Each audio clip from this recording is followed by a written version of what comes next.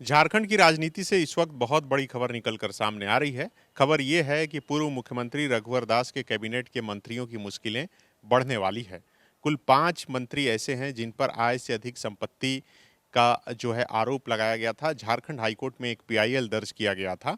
ACB ने इस मामले को लेकर मुख्यमंत्री हेमंत सोरेन और कैबिनेट के जो मंत्रिमंडल सचिवालय विभाग को पत्र लिखा था और पी दर्ज करने की मांग की थी। आज मुख्यमंत्री हेमंत सोरेन ने उस पर मोहर लगा दी है।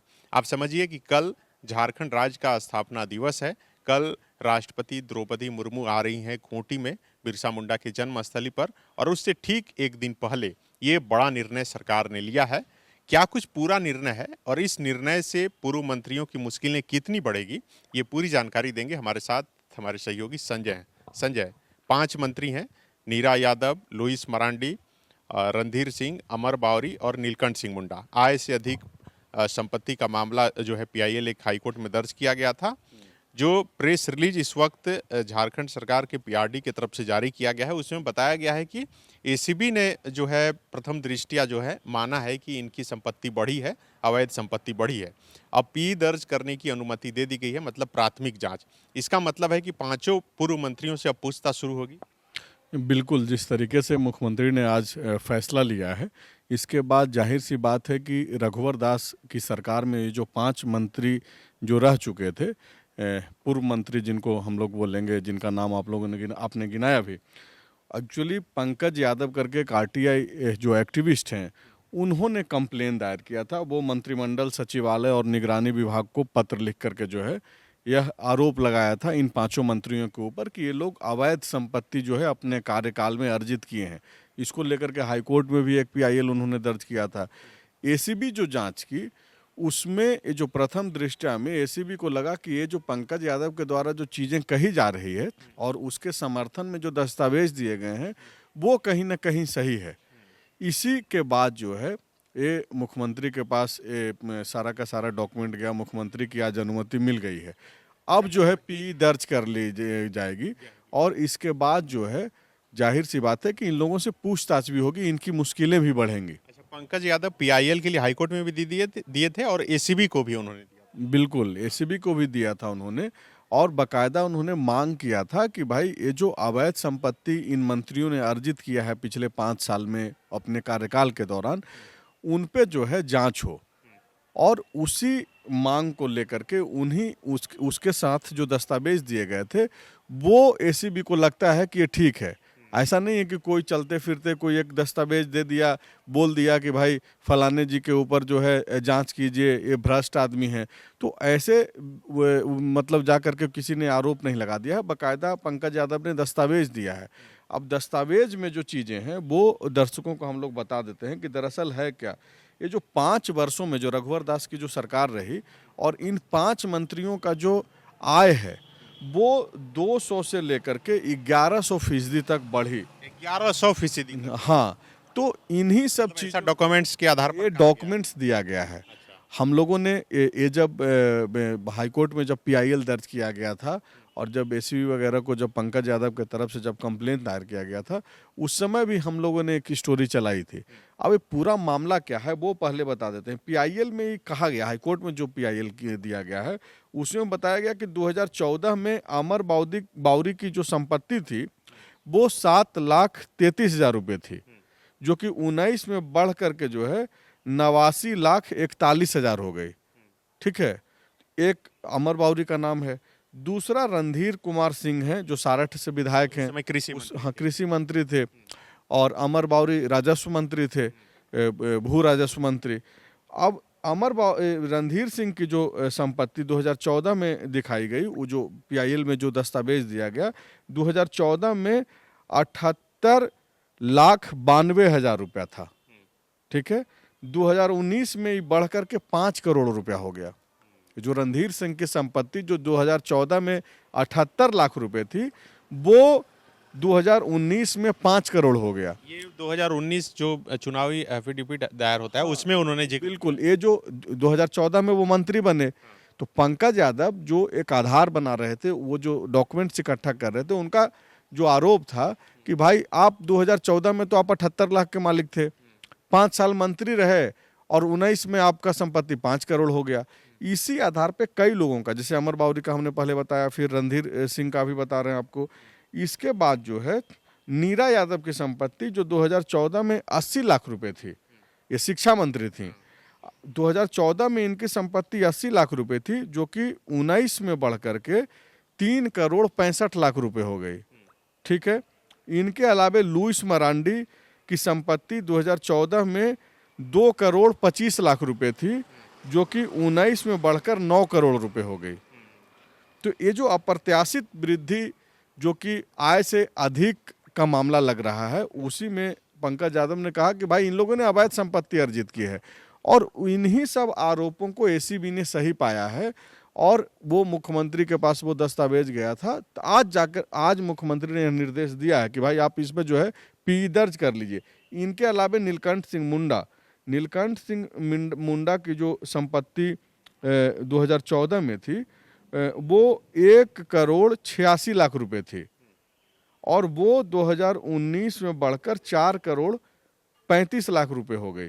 ये जो पूरा आंकड़ा अगर आप देखिएगा तो ये 200% से लेकर के, इसमें सबसे कम अगर किसी की राशि बढ़ी है तो वो अमर बावरी हैं, लेकिन इसके बाद अगर आप देखिएगा तो बाकी लोगों का जिस तरीके से बढ़ा है वो तकरीबन ये 200% से लेके 1100% तक जो है बढ़ोतरी हुई है। अच्छा, एक मंत्री की जो सैलरी है झारखंड में वो लगभग कितनी होगी? लगभग में एग्जैक्ट तो फिगर कोई ऐसे जेहन में नहीं है, लेकिन आय भत्ता चलिए 2 लाख 1.5 से 2 लाख के बीच में मान के चलिए, सारा अगर भत्ता उत्ता जोड़िएगा तो। लेकिन मान करके चलने वाली बात से अभी हम लोग फिलहाल इस पे अलग से हम लोग खबर बनाएंगे कि उससे 5 साल से गुना भी कर दिया जाए तो इतनी संपत्ति। बिल्कुल बिल्कुल, ये जो डाटा दिया गया है आरटीआई एक्टिविस्ट के तरफ से, वो इन सब चीज़ों को आधार बना करके ही दिया गया है। तो अब जो है आपका जो सबसे पहले में जो सवाल था कि भाई अब इनकी मुश्किलें बढ़ेंगी, तो जाहिर सी बात है कि एसीबी अब जांच करेगी। हालांकि अभी थोड़ी देर पहले हम जा कर के जेएमएम से, बीजेपी के नेताओं से भी बातचीत की है, वो द फॉलो अप पे दर्शकों को दिखेगा भी। इसको कोई राजनीतिक एजेंडा बता रहा है, कोई बोल रहा है कि भाई ठीक है एजेंसी है अपना काम करेगी। तो इस टाइप की बयानबाजी भी अब शुरू हो गई है। अब इन मंत्री जो बातें अब तक झारखंड मुक्ति मोर्चा की तरफ से मुख्यमंत्री हेमंत सोरेन और उनके आसपास के लोगों के खिलाफ चल रही कार्रवाई पर बोली जा रही थी, अब वही राग बीजेपी अलाप रही है। बिल्कुल, अब तक जिस तरीके से ईडी और इनकम टैक्स, सीबीआई का जो कार्रवाई जो भी चल रहा है, उस पे जिस तरीके से महागठबंधन के लोग, यूपीए के लोग जो डिफेंड कर रहे थे कि राजनीतिक एजेंडा है, उसी तरीके से अब बीजेपी के लोग बोलने लगे हैं। तो एक तरीके से अगर आप देखेंगे और पूरी चीज़ों को देखेंगे तो एक तो भ्रष्टाचार और अब इन सब चीज़ों के ऊपर सेंट्रल एजेंसी हो चाहे स्टेट एजेंसी हो, वो तो अपना काम कर ही रही है। लेकिन पॉलिटिकली अगर आप पूरे चीज़ों को देखेंगे तो सेंट्रल वर्सेस स्टेट का जो मसला अंदर अंदर जो सुलग रहा था, वो अब सामने जो है अब दिखना शुरू हो गया है।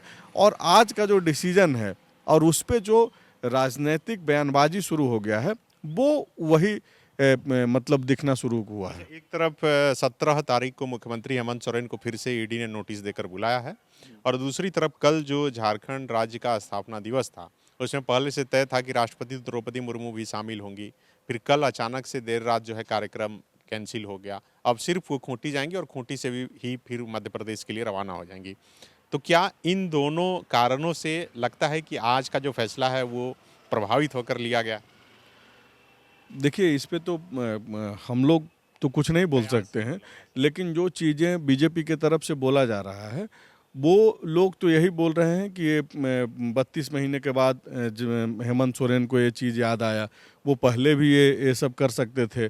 लेकिन चूंकि ईडी की कार्रवाई चल रही है, इनकम टैक्स के लोग जो है हेमंत सोरेन और उनके आसपास के लोगों के ऊपर कार्रवाई कर रही है, तो ये बदले की भावना से कार्रवाई है। लेकिन अगर आप इन सारे चीज़ों को आप जिस तरीके से राष्ट्रपति का नहीं आना और आप जो सवाल कर रहे हैं उस पर तो जेएमएम ने स्पष्ट कर दिया है। जेएमएम का एकदम स्टैंड क्लियर है कि भाजपा जो है राष्ट्रपति को रोक रही है और भाजपा नहीं चाहती है। मैंने कई लोगों को सोशल मीडिया पर ये लिखते हुए देखा कि चूंकि हेमंत सोरेन को ईडी ने सम्मन किया है और मामले की जांच चल रही है, आरोपी हैं, तो राष्ट्रपति के साथ मंच साझा नहीं करना चाहिए, इसीलिए कार्यक्रम कैंसिल हुआ। दो चीज़ें हैं, एक जो आप बोल रहे हैं ये चर्चा का विषय बना हुआ है। दूसरी बात यह है कि आपको याद होगा कि पश्चिम बंगाल जो कि ममता बनर्जी की सरकार है, उनके एक मंत्री हैं, वो उन्होंने एक विवादित टिप्पणी की राष्ट्रपति के ऊपर रंग को लेकर के। इधर से कोई प्रतिक्रिया नहीं, जेएमएम के तरफ से कोई स्टैंड जो है क्लियर नहीं हुआ, चूंकि कांग्रेस पार्टी भी इस चीज का विरोध कर रही है। और ये हम इसलिए बोल रहे हैं क्योंकि निशिकांत दुबे जो भाजपा के सांसद हैं गोड्डा से, उन्होंने बकायदा एक ट्वीट करके जो है ऐसी बातें लिखी है। तो इसके बाद दो चीजें चर्चा में चल रही थी। हालांकि जो सबसे मजबूत पक्ष है वो यही माना जा रहा है कि चूंकि ईडी समन कर रखा है मुख्यमंत्री को, मुख्यमंत्री के सामने पेश होना है, ईडी के सामने पेश होना है मुख्यमंत्री को, ऐसे में कोशिश है, चूंकि राष्ट्रपति का जो पद है वो सबसे प्रमुख पद है देश में, तो इन सब चीज़ों से बचने के लिए कोई चर्चा का विषय नहीं बन जाए राष्ट्रपति का आना, इसलिए भी वो जो है शायद बची हैं आने से। बिल्कुल, झारखंड जो है एक पिछड़ा राज्य है, हमसे अधिक सबसे अधिक पिछड़ा बिहार ही है और उसके बाद झारखंड का ही नंबर आता है। प्रति व्यक्ति आय के हिसाब से भी देखिए तो हम बहुत पिछड़ी हैं। तो अब ऐसे में अगर जो पूर्व के मंत्री हैं उनकी आमदनी 200 से 1100% जैसा कि संजय बता रहे हैं और उस पीआईएल में जैसा कि जिक्र किया गया है वो बढ़ रही है, तो ये तो जांच का विषय है ही। हालांकि अब इधर से जो पूर्व मंत्री हैं या फिर बीजेपी हैं, जिस पार्टी से वो मंत्री बने थे, वो दावा कर रहे हैं कि ये बेबुनियाद आरोप है, इसकी जांच होनी चाहिए। अब हालांकि जांच तो होगी, लेकिन जांच होगी तो कई तरह की बातें निकल कर सामने आएगी। अब क्या कुछ होगा इस पर भी हम लगातार अपडेट देते रहेंगे। तब तक आप फॉलो अप पर बने रहिए। शुक्रिया। विवेकानंद विद्या मंदिर स्कूल एक CBSE affiliated English medium coed school है। हम शिक्षा के साथ संस्कार देते हैं। thefollowup.in. Like, share and subscribe.